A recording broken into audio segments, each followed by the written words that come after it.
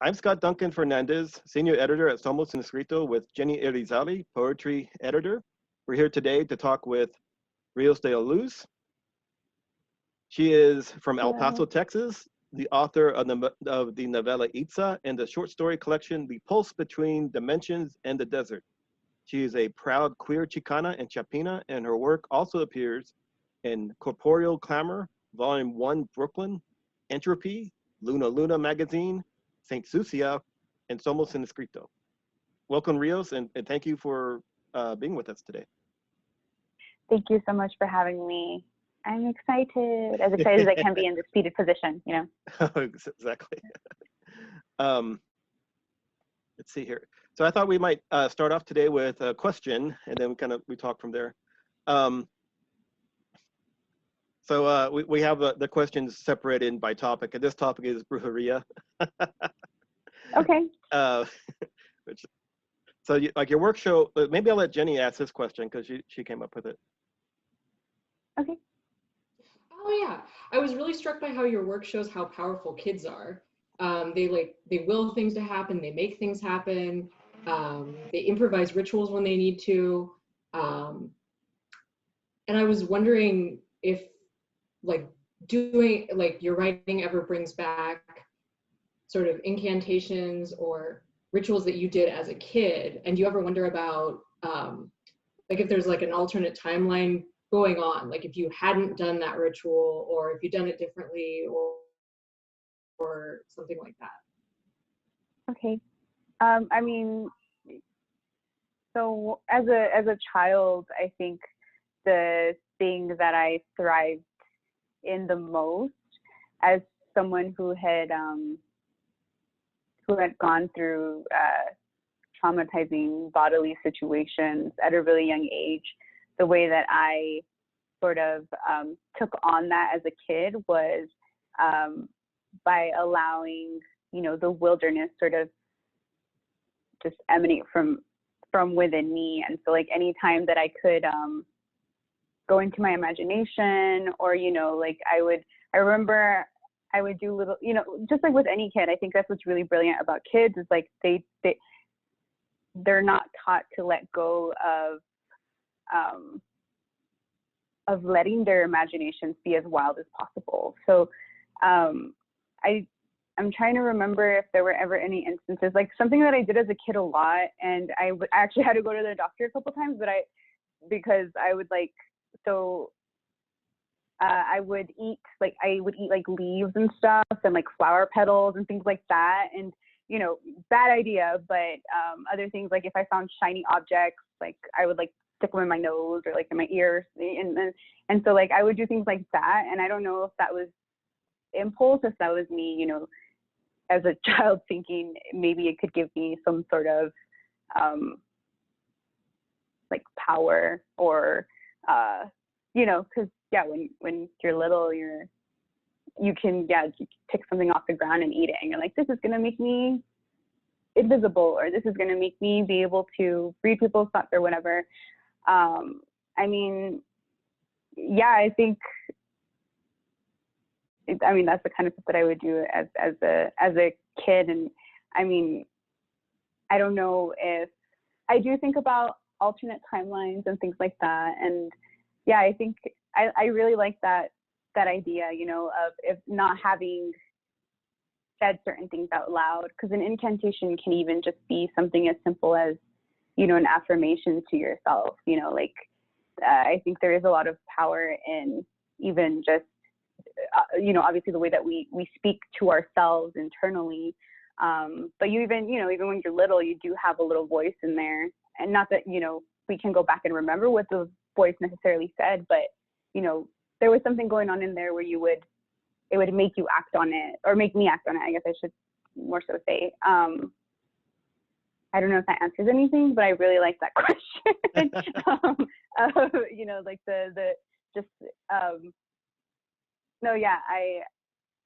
I do think that as a kid, and, as I grew up, if having not done certain little rituals for myself, then maybe things would have been a little different now.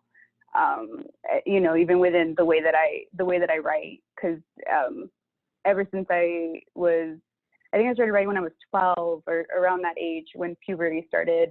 It like coincided because there was a lot going on, with just hormonal changes and things like that. And the only thing I could seem to do was to put something on a page. And so at that time, there was, I think, a lot of fear instilled in myself, and I didn't really know how to purge it. So it ended up going onto paper. So I would write horror stories. I would like make magazines, like I would make gossip magazines about, like who my enemies were, or, and typically the enemy would be, like someone like an abuser, so it would be like a serious thing, but, I would make it like a sort of hokey, like, oh, it's just a little zine sort of thing as a kid. Let me see where I was going with that. Yeah, so it started there, and just ever since, anytime I really get into writing, and I think this happens to a lot of people that are writers, it sort of feels like you're in this, like you're hypnotized in a way. Like when you have your rhythm and you have the story that you want to tell, whatever it is, there's like this daze that goes into it. And yeah, even, when I was younger, that's what would happen. Like I would kind of go into this daze, and it's sort of like, I feel like books can be spells, we can make those with the stories that we tell. Wow, I mean, that kind of goes into a question I had about like fantasy and culture as a safe space in a lot of your work, and like on both your books, like the safety that characters seem to go towards, or like they could be Korean pop, they could be, or even like the culture and like sometimes religion, and sometimes like just the mix of many things. I mean, I guess what you're saying, that comes from life, or it comes from or is it a vehicle as well for in your stories for to achieve this kind of safety? I mean, I something that I've tried to do, or I did with Itzá in particular, was because I knew what was going to happen to Marisol. I knew that, things were going to happen to her body. I wanted to make sure that by the end of it, that she would start to feel safe, or, that a safer world would start happening for her. And that's kind of with Itzá, when, I mean, I think it's been almost 3 years now. Initially, the idea that I had in my head, and I still see it this way, is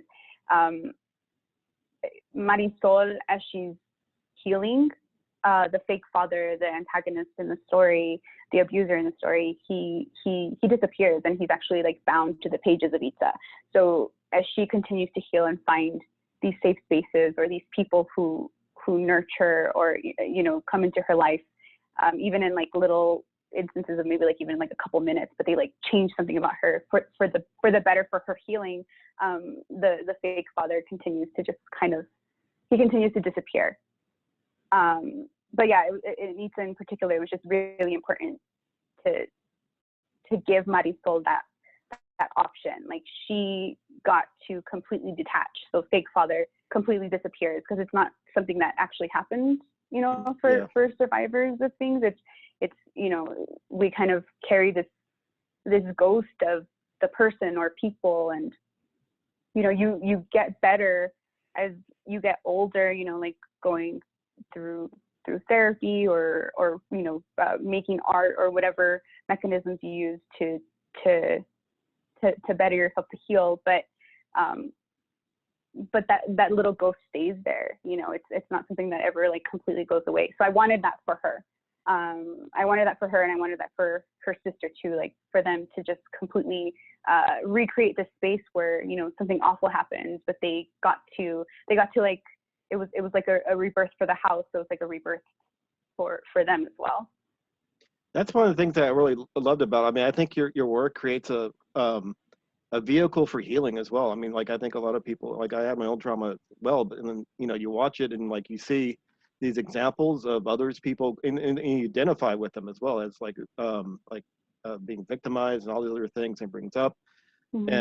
But I think the characters, like, through this fantasy, like not just the fantasy of like dealing with it, like your work kind of has like its own healing properties for the reader, and it opens possibility to it. That's what I really love. Like for Martian Matters, I mean, this, like that main character, like the character in that that person imagines a person on Mars, like someone they could be, I forget it exactly, but they could be with on Mars, and it's just a way for them to deal with what's going on. And then at the very end, so this person achieves hope, but at the end, there's the Martian, it actually is real. And so I think this is like, it really points to like the healing quality of literature, right? Where you point, like, it's real, it's out there, and it has to be imagined first. And I really love that. And yeah, so what was I going to say after that? Thank you. Yeah, no, thank you. Maybe I go back to Itzá a bit. So speaking of these characters, so Itzá means enchanted waters in Mayan. And so, you know, it was about water witches. Like, what, maybe you could tell us why you chose like that kind of brujeria, water witchcraft. 'Cause a lot of them, like, not the entire time, but many of the characters are talking about water witchcraft. They're in the desert and they're talking about the ocean, missing the ocean, which happened. If I can get a little personal, happened to me. I grew up in the high desert near California, in San Diego, and then I moved to Texas. And you know how far the ocean is, like, from like Dallas, right? And so for me, I've always been in the ocean, dreaming of the desert, and one and the other. And so, I mean, I found that interesting. Maybe you could talk about like your choice there for water witches. I mean, so the choice for water witch, it really just came from the word.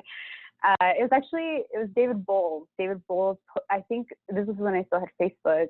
I wanted to say, so he posts different translations for things, and I think one day he posted the word Itzá, and I guess I had never thought, okay, what does Itzá mean? And yeah, I saw the definition was like a, you know, like a loose translation of like a water enchantress, or and so that kind of just stayed in my head.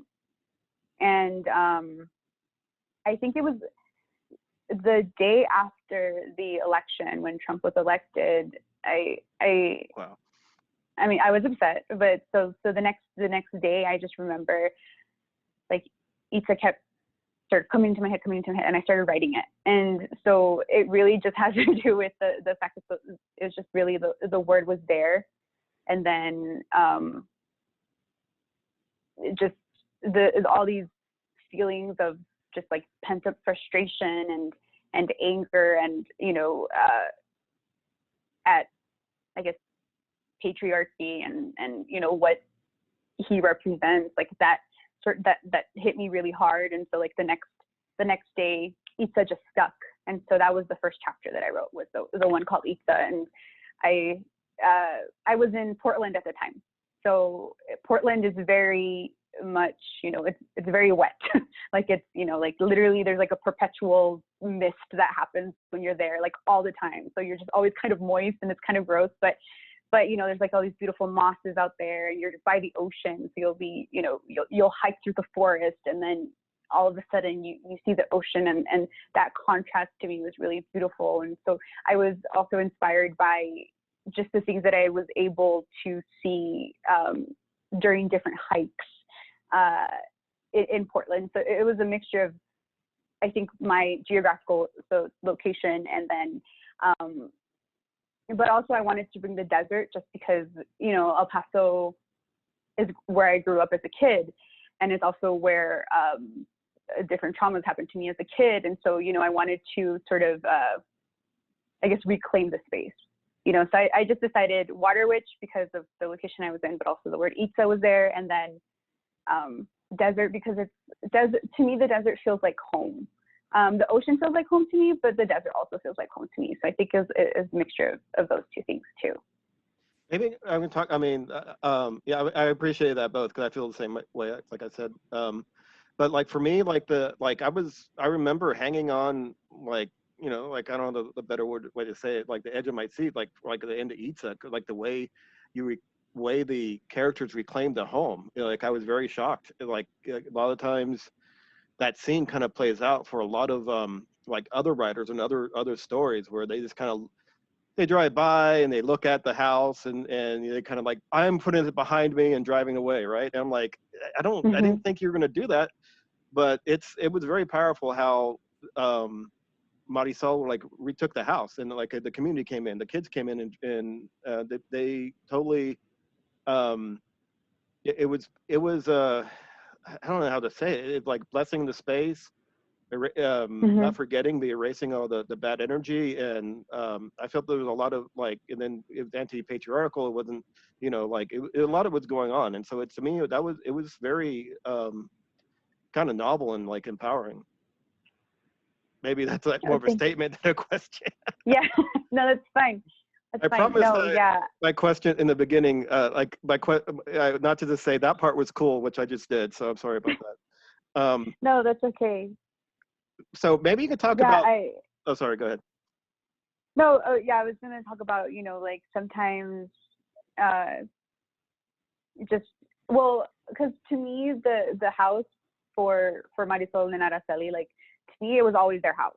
So, I wanted to take them back, and I wanted them to reclaim it, just because it just, it's like a full circle thing. So, they moved away for a while and they go back, but then, maybe going back in there and like hearing like the ghosts of Abuela, and they're like, no, this is our space. Like this is where we're supposed to be.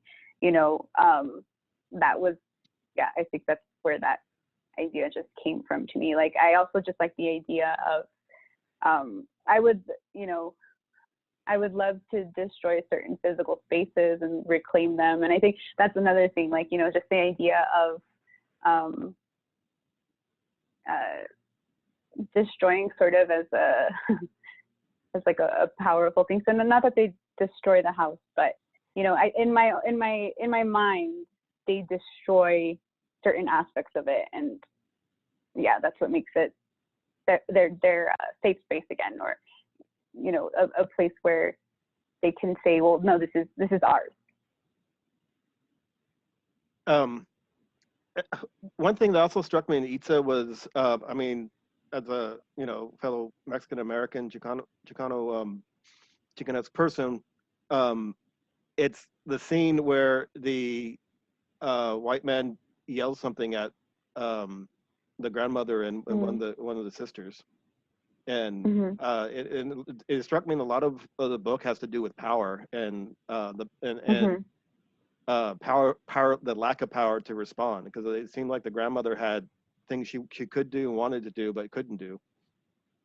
Maybe you can talk about. I mean, sorry, go ahead. I mean, maybe you can talk about that. I mean, no, I think that's something that happens, depending on the dynamic of where you are. So like I grew up in El Paso up until around the age of 12 or so, and then my family ended up moving to Oklahoma. So much different demographic of people. So when as soon as I moved to Oklahoma, like in your mind, you're like, oh, I mean, I knew white people existed. I didn't think they were like, like just like fake sort of thing. But like when you get here, like, holy, okay. And then you realize like, oh, I guess, yeah, you not that you make yourself an other, but you are others. So it's like this dynamic of you have to tread around how you react, because because I feel like when certain situations happen, like if someone says something racist, or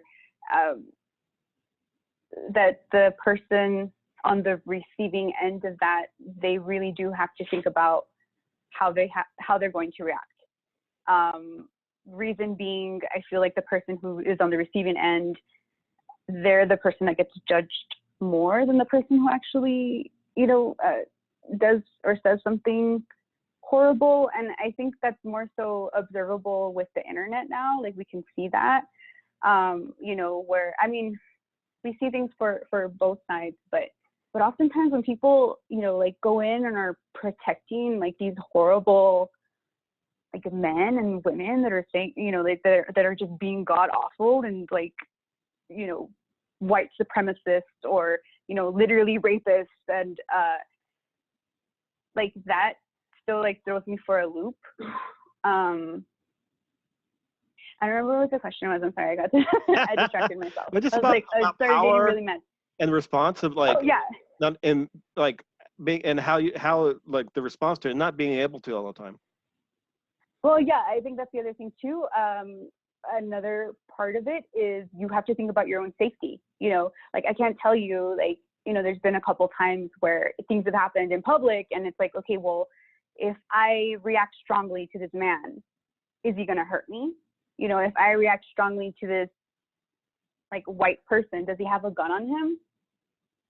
Like, you know, or, you know, will he shove me? Will he react violently? Like, we don't know. You know, there's just so many instances where violence can happen. So you have to like sort of sit through there.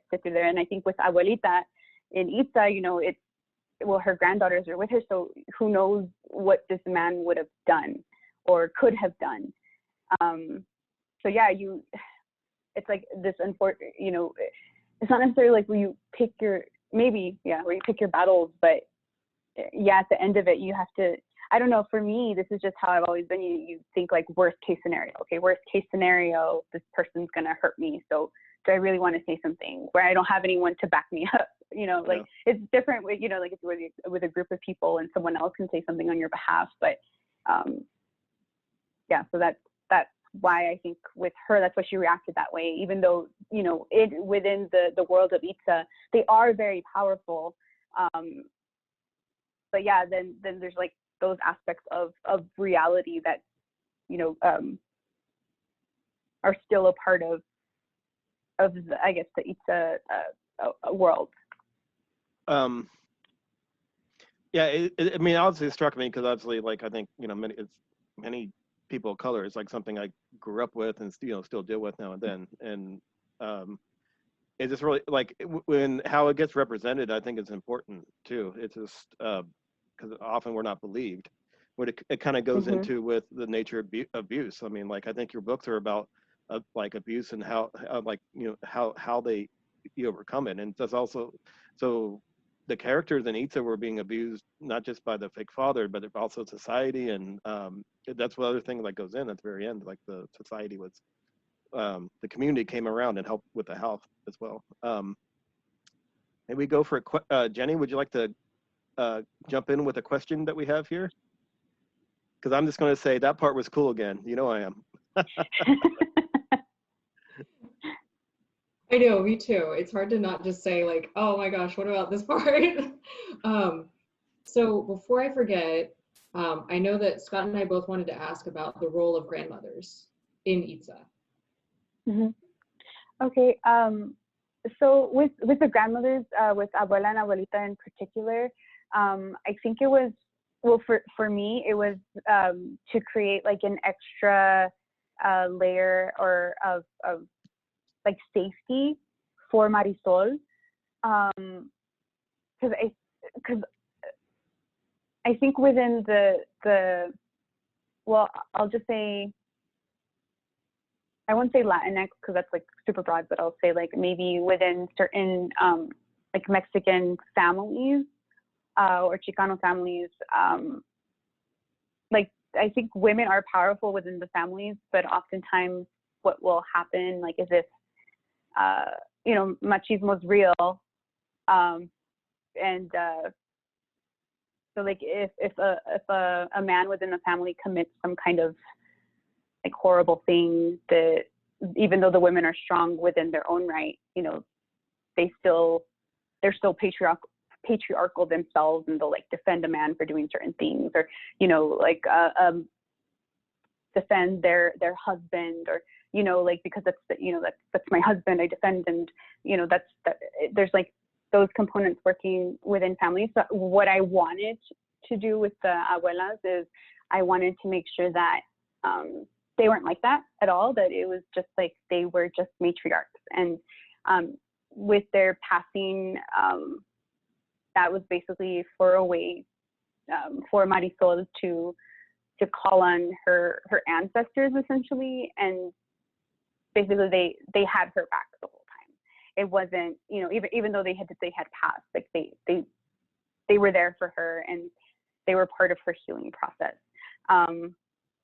because I also wanted to introduce the dynamic of the mother of, you know, and so, yeah, you can have like these great matriarchs within a family system, but then there's always like, maybe there's still so many like different layers of like machismo and patriarchy that I think interweave themselves within Mexican families. That's just from my, you know, my experience.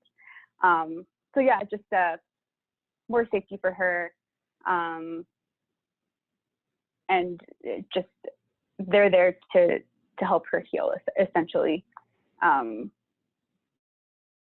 because they were just not that they were just completely good. You know, I think that I see abuelita and abuela as complicated people, but for Marisol, they were good, and you know, she got to hold on to how she saw them when she was younger, you know. So I wanted to keep. That's why I think I had them pass, is because I wanted her to still have that. You know, when you're a kid and just how you see your parents or how you see like older people in your life, like you kind of have this awe. Like I wanted her to continue to have that. So that's why there. Hopefully that answers that. Would you be comfortable? I answer like, because it's something like the abuelas come up a lot in Chicano, Mexican American literature. But I mean, they have this forceful, like their traditional roles, but they're also like these, like, I mean, like you're saying, patriarchy exists, and a lot of awful things happen, and like stifling of women. But then out of nowhere, sometimes we have these powerful grandmothers that seem to go beyond. I mean, maybe what do you think that is? I don't know if we can get a little broad here. I mean, I think that another thing that I really enjoy doing is I do enjoy taking different kinds of tropes, because I do know, from my understanding, right, the abuelas in different, I guess, Chicana literature, and I just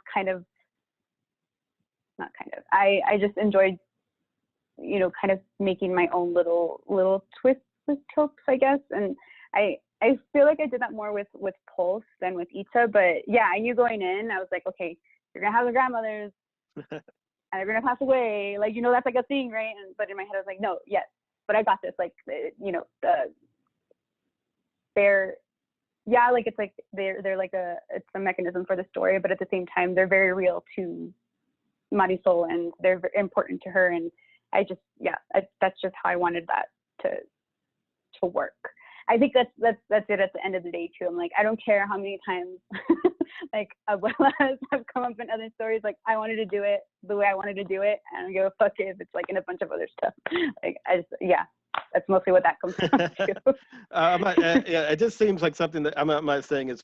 I don't think abuelas are played out. They just come up. I just heard that because, you know, I feel like I think I read, maybe it was Cisneros. I want to say Cisneros said something about it one time, and like I had already finished writing it. I was like, fuck, like I didn't realize, like, because I think she mentions it, like abuela's dying or something like that. She's like, it's like a trope. I was like, well, fuck, like, oh, I already used it, so it's too late. But I wrote about my grandmother as well, you know, so it's not. I'm not complaining. Okay, no, I don't see it as like a negative thing. It's just like, I think that's mostly what stuck out to me was, something that I don't know if it was like an Instagram post of hers or something. I don't know, but I remember Sandra Cisneros said something, and I was like, oh no, but then I was like, that's how I reacted. So I write better than I. No worries. Maybe that's a follow-up question. Is now that I'm not seeing it here, but so in is it one of the stories in Pulse Between the Dimensions in the Desert is about a grandmother that creates a time machine. Yeah. And I found it like interesting, as far as like the like she tries to apparently affect trauma and provide some healing. Where it's like maybe you can talk about time travel. Jenny had a better way of putting it. Maybe I'll put her on the spot again if she wants to. Okay. Sure. I don't think I had a better way of putting it. I think it was a question about. I think there was a question about time travel and trauma, and how maybe it's something. Time travel is something that sometimes can come with trauma, but there isn't necessarily like a remote control or like a switchboard or anything? So with Pulse in particular, as the way that I went into writing the collection was it was more of like it's just like this like cluster of different ideas that I wanted to put into something. And I think with Lupe and the Time Machine, that was just my way of experimentation with, like she can travel back in time and she can see the situations, and then at the end of it she just learns from it. But I think like in reality with traumatic situations, oftentimes it's like how do I explain this?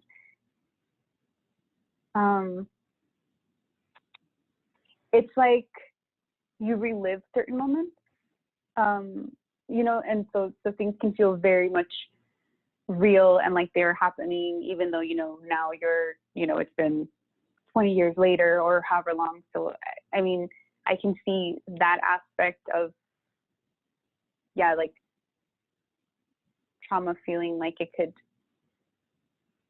is kind of like time traveling in a strange way. It's like you can, you go back to those sort of emotions, and you go back to that feeling of being like small, you know, if stuff happened when you're a kid, so you feel little.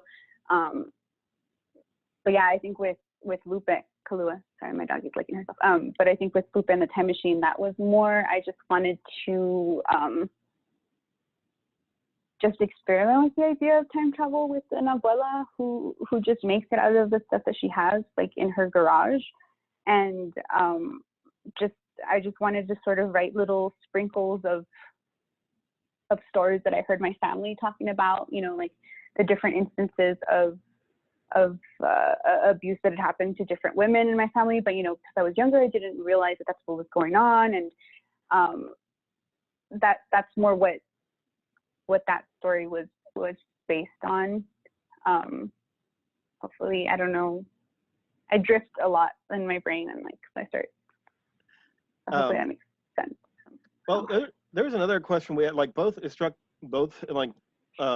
your books, it struck me and Jenny how, like, you know, a lot of queer writing and representation of queer characters, like queer love is punished, you know, somehow, like the queer like even if it's not exactly shown as a bad thing, and like somebody dies, right? Somebody has to die all the time, right? So, but it doesn't happen like it doesn't happen in your books this way. I mean, there seems to be, there's not a punishment, there's not a death sentence, and it's there seems to be a way forward, and maybe you can talk about that. Yeah, no, so something else that I write with intention is, I mean, I think I've written one story from the perspective of man, but otherwise, every single time, if there's my protagonist, they're going to be a queer chicana or a queer chapina, or like that's just straight across the board. Like,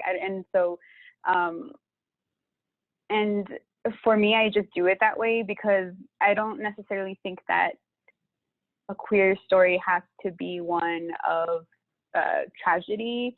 I don't necessarily think that, we'll just stick with tragedy. Yeah, because yes, I've you know, heard that's a trope as well, is, you know, like if a queer person has fallen for someone, or they're in love with someone, at the end of it, you know, tragedy is going to strike.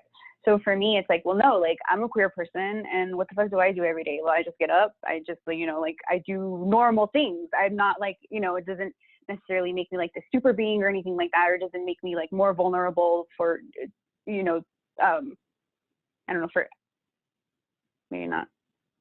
Yeah, I mean, I don't feel vulnerable because of it, so yeah, so to me, it's not even a question. It's not even like, okay, I don't jot down like, oh, this person is queer in this way. No, it's like, that's just straight across the board. It's always going to be, unless I specify otherwise, that it's like maybe a dude, like I will, it's going to be a queer person is going to be telling the story. A queer person is going to be within the story of it. So if something good happens to them, great. If something, you know, if I decide to write a tragedy, which I don't think I will, but if, you know, if someone's traveling through dimensions, going through portals, that character is queer, and that's that for me. So. Yeah, I mean, I found it refreshing because I mean, also, you know, like as you read like many works of literature, it's like, well, you kind of have this expectation because, like you're saying, it's a trope, but then you know, the trope that needs to be undone, right? Mm-hmm. So I have another question. As far as like, you often write like even in like you have a lot of flash fiction, but I would say a lot of your work kind of operates in kind of vignette form. And like, what pulls you to a vignette? Or that's just the way it happens, or do you just, you know?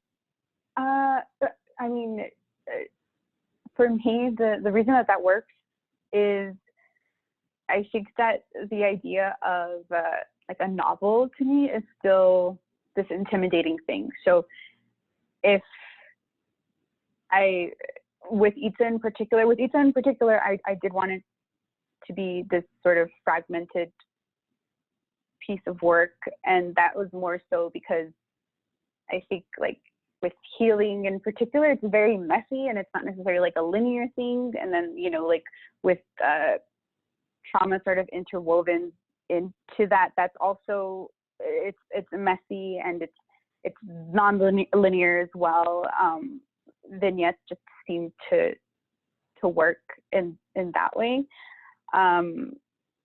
But otherwise, it's I think it has to do with my attention span for a story. Like if I can feel myself becoming bored, I'm like, well, just make it short and tell them what happens, and then we'll move on to you know, like that's just kind of a thing for me, because I do think that you can read that in books. Like you can tell. I do think that you can tell like when someone's being genuine about certain things, but I also think that you can tell like if someone was bored writing it, and then so you become bored. So I think that's like the thing for me. I'm like, no, I don't want to be bored when I'm writing things. So I just make it short because that's what works, and I can be, you know, as descriptive as I want, or I can make it just as short as I want. But I'm just gonna say what I say, and yeah, that's really. It's not like I didn't go to school for writing or creative writing or anything like that. So I'm literally, whatever my process is that helps me to get the story out, that's just what I'm gonna do. And vignettes just happen to be, I just work well with them. I'm trying different things. But yeah, with Itzá it worked really well. Or maybe you could talk about your process a bit. I mean, like far as like you mentioned, I mean, other than like vignettes, I mean, do you have a special corner, or you have a? Yeah. Yeah, no, I mean, with my own process, I have to have like a primarily clean desk. I like to write stuff into a notebook first, and then from there type it. I also like to have like I kind of have like a little writing altar. So I'll have like books that have inspired me or that I want to read, so that they're at the corner of my eye, like read me. And I also just like to have little trinkets. So I just create this space to start the process of writing. And then actually doing the writing, that's a different story. But something that I like to do for myself is I just like to just create little exercises for myself, and then just kind of expand on little prompts for myself, and then hope that something comes out of it. I know that, I mean, I'm sure all writers know this, but like everything that comes out, like a lot of it's going to be shit, and that's okay. But like as long as you're like sitting down and doing it, I think that's the most important part for me, even though I haven't written in a minute. I mean, I'm taking a class right now because I'm trying to get back into writing. Like it's been really? hard, but yeah, I'm taking a screenwriting class. So I want to learn how to write screenplays, and I want to make little films. Do you feel like, I mean, some people feel like they need like a class to help them like with deadlines and things like that. Is that an issue for you? That's really? Yeah, it's really horrible. Yeah. So like I haven't written a story for anything, and it's been a while, or I don't know, this year has felt really long, but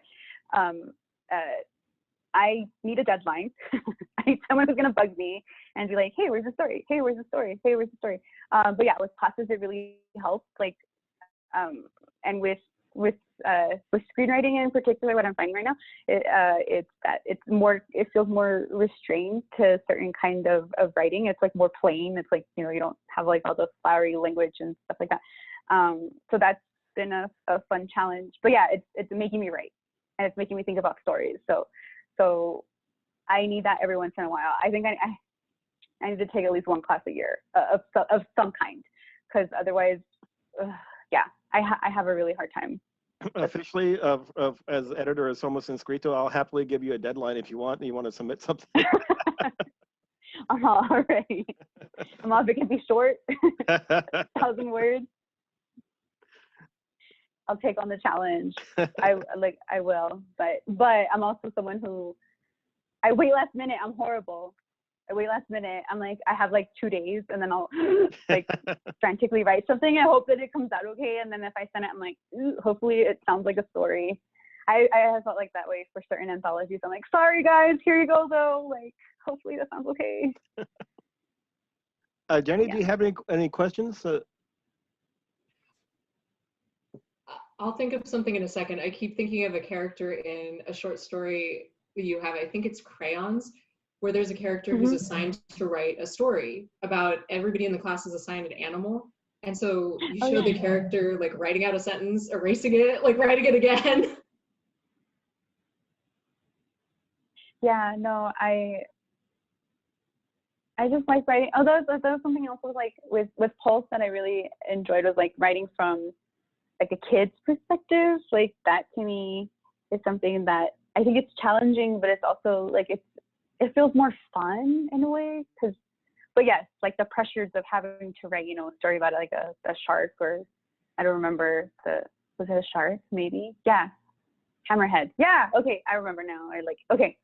And no, yeah, just the idea of, that's funny that we do that as like writers. Will like make we write about writing. I watch a lot of this. I'm sorry, this is like derailing, but like I do write. I watch a lot of Korean dramas, and it's funny because I can't watch the ones where they're writers. Because I'm like, this all feels like a lie. Like it's not really what it's like to be a writer. But yeah, I forgot about that story. I forget about certain stories that I've written. I'm like, oh yeah. I know we talked, like, you know, you were on the Chicano sci-fi panel that we had.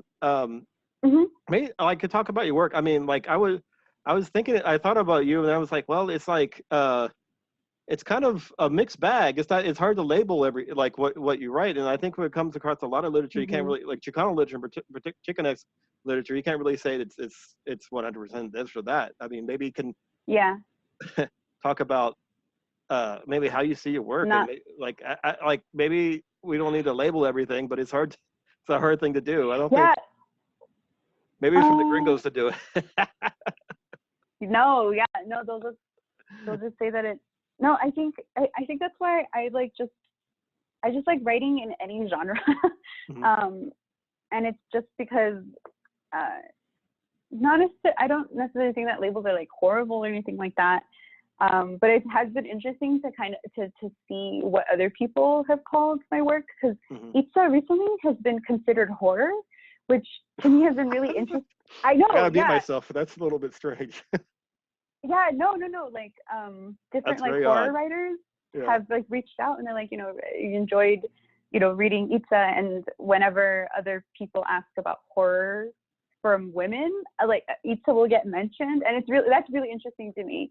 But you know, so she came from, I just call things shit, but she came from like, so the, you know, I think magical realism is like the primary thing that's been used for my work. But yeah, it's sort of like morphed into different genres, I guess, just depending on what I decide to do. I don't really know what I would label my writing, other than just kind of, I wouldn't label it, but I just think it's interesting how, different people, you know, like if they read certain genres, they'll find that within the work, and they're like, oh, well, it's horror now. And I'm like, oh, okay, like. Cool. I'm a fan of horror, but it's maybe just because they're witches, perhaps. I don't know, but it seems to me it's not exactly horror. I mean, in my head, Yeah. in my head, there's certain parts that I imagined as being scary. So I don't know if like that's what, I don't know, but like, and I really love horror too. Like I actually, the movies that I want to make horror movies. Oh, wow. But yeah, like eventually, this is like a little tiny step, but yeah, I don't know. I think I just kind of let people label it what they want. And like, what's been really interesting is like, to me, I don't read my reviews anymore, because, you know, you always come across like the like bad ones, and you're like, fuck, like, I don't know how to write. And like, but the people that have not enjoyed my stuff, I don't know what they would label me. I wonder. I should go look to see what they will label, and that's what I should go at. Since they hated it, and I'll just call myself that. No, yeah, I don't. I guess it's just people just, yeah, they just want. So like, if someone's into a specific genre, that's just what they're gonna keep looking for, because that's just the content that they want. But yeah, I think with a lot of like Chicanx creators, I mean, you can't really put us in any kind of like little genre, you know. And I think that's great, that we should just keep messing with people like that, and not, you know, like, who knows what kind of book I'm gonna write next. I don't know, but it's not gonna be like Itzá, or it's not gonna be like Pulse, you know. I want to do something completely different. I think that's fun, and I don't know. I think that's like challenging for me. Maybe you can talk about because maybe perhaps, I mean, I agree that people see what they want to see, and like they're into this, and they want to see connections like that. But maybe it's also a marketing thing. Like maybe people want to maybe you can talk about your other your experience with publishing, and because I think that's something we touched on a bit before with the panel, about part of like publishing, and you know, as it was a bit you know, use a fancy word, called celebrate with the, what do you call that book, American Dirt, about representation, and in the struggles that like actual Mexican Americans have to provide to have our voices heard, our authentic voices heard. Maybe you can talk about publishing and maybe your experiences, and maybe some thoughts on it, whatever you like. I mean, to I guess, just to be like completely like, I haven't attempted at this point with my writing to, I guess, like strive for being published by like the big five or like bigger presses. That's just not something that I've done up to this point, and not necessarily because I feel any way about it. It's just because with those two books in particular, I wanted as much freedom to write it how I wanted. So that's why I stuck to small presses. But yeah, like going to like a convention, like AWP, you know, you go in there and you're like, holy, like it's overwhelmingly white. And it feels weird to be in those spaces. You're like, this is a literary space? Like what? Like where are my people? Or like where are like just, yeah, where are the POC at? And you kind of like find them in these spaces, but I mean, yeah, I guess my experience so far has just been one of I've done a lot of, I guess, I don't want to call it self-promotion. I've just done a bunch of readings. I've just done a bunch of live readings, you know, like sometimes I've read to like maybe like 50 to 70 people. And then other times I've literally just read to like 2 people. And so like, that was the way that I just kind of went about with Itzá, is I just try to go to as many bookstores that would have me. And if people showed up, they showed up. If they didn't, well, they didn't. But do I think that if I were a white woman, that it would be easier? Yeah, probably. Like, I mean, I do think so. I think that it would be a much easier thing. And I mean, I've also, within publishing. I mean, I know like a couple of writers who have like bigger names, but they're white, you know, and so they've helped push me, like they help promote me, but otherwise it's just been, yeah, with small press, you're just you kind of fend for yourself, in whatever ways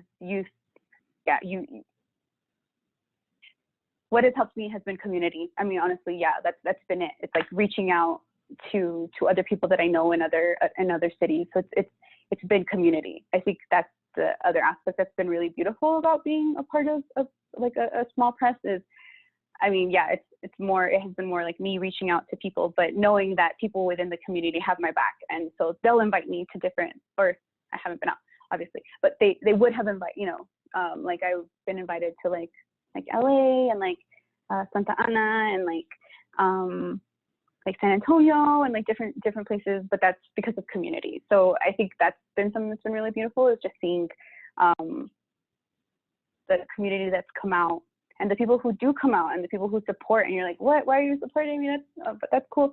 It's been more of that sort of experience for me. So I can't really say what it's. I haven't tried yet. I do want to try to like get published with a bigger press eventually, but yeah, and maybe get an agent or whatever, like the steps to being a professional or whatever. But as of right now, it's just mostly been like, I'm grateful for the community that I've been able to, you know, to be a part of, and they're the ones that have helped me the most within publishing, or within my, yeah, whatever this is, sorry. So you said you're working on a screenplays lately. Do you have any other projects? Because I can't recall. You told me before, like a few weeks ago, but I don't remember what you said. So yeah,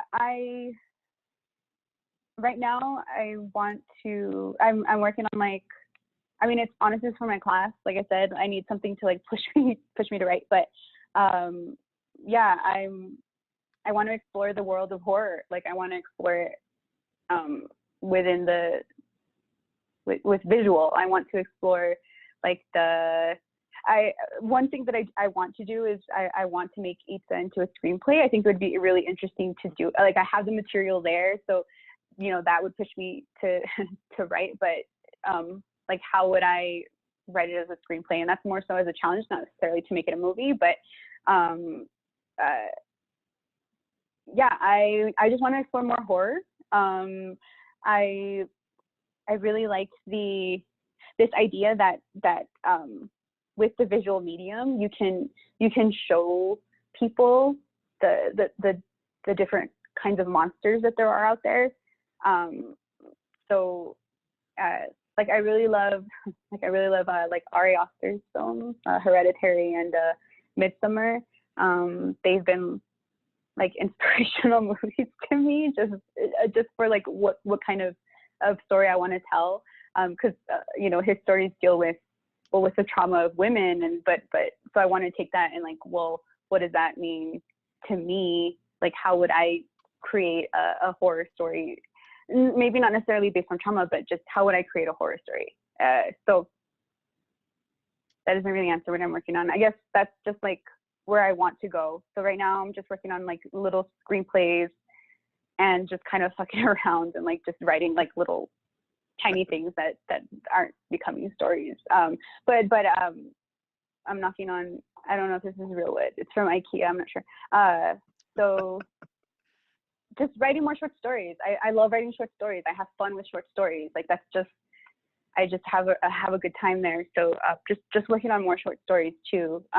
Maybe not necessarily for them to be published, but just to, you know, when you're an artist, but really, like when you're a storyteller or a painter or whatever, you get that urge again, and it feels good to put it on paper. I hope that kind of answers things, but not really. So yeah. I'm just saying, I don't know. No, I'm looking forward to anything you're putting out. Yeah, it's good to know. Yeah, I would like to see a horror, like what I would consider more of a horror story, you know. That's well, like, yeah, they're gonna label it. Yeah, that would be cool. Yeah. You see, Jenny, do you see any more questions that we haven't maybe covered? Oh, well, what you were just talking about made me curious about like thinking more about this visual dimension to things in a different way than you did like before the screenwriting class or before when it was like primarily doing short stories. Like how has that changed your short story writing? Like thinking about the visual component differently?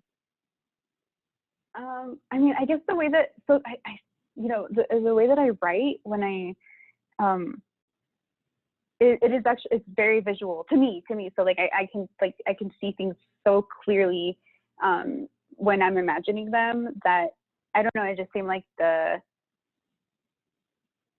next step would just be like, okay, well, you're imagining it and it's like super vivid and you put it on paper, but how would you actually like show someone? Like how could, you know, like, so they could see it too. So they could see, well, you know, a screenplay isn't going to necessarily translate exactly like when you show it, but how do you build that? Like how do you build, I just want to keep saying a monster, but how do you build this monster for others to see that you so clearly see when you put on the page? Like how are you going to transfer that? So I just really like that idea of a challenge artistically, I think. And I just really love horror movies, and I really just want to scare people too. Like I want to disturb people. I don't know, that's like I just really want to disturb people. Like as my next I don't know why, but that's what I want to do next. You have some good goals. Thank you. Unless there's anything else, maybe do you have something you would like to perform? Read out? Sure. Yeah, I can read like a chapter because they're short. They're like, oh yeah. Yeah, I can. Oh yeah. Whenever you're ready. Yeah, I'll edit all this. You can edit it. Give me a good, what's it called? ¿Cómo se dice? The filter. I want a good filter, okay? When I find one, I'll use it for myself too. Okay, yeah. No, I was looking because I have it, well, it's on my phone, the Zoom, and you could put like different backgrounds. I was like, man, I could put my K-pop group behind me. I was like, no, don't do that. Your whole crew. All right. Yeah, my crew. Okay. Okay, so I'll just read Itzá. Is that okay? And then I'll start. Just tell me when to start, and I'll start. Go ahead. Okay. So this is Itzá, is the name of the chapter from Itzá, my book. Okay. Itzá. Great grandma, also known as Abuelita, died in her sleep. Her bed was in the middle of the forest. Yellow leaves sprinkled her bed. A giant maple leaf covered her face. Her long white hair spread above her head and reached the edges of the bed. Mushrooms bloomed out of the mattress.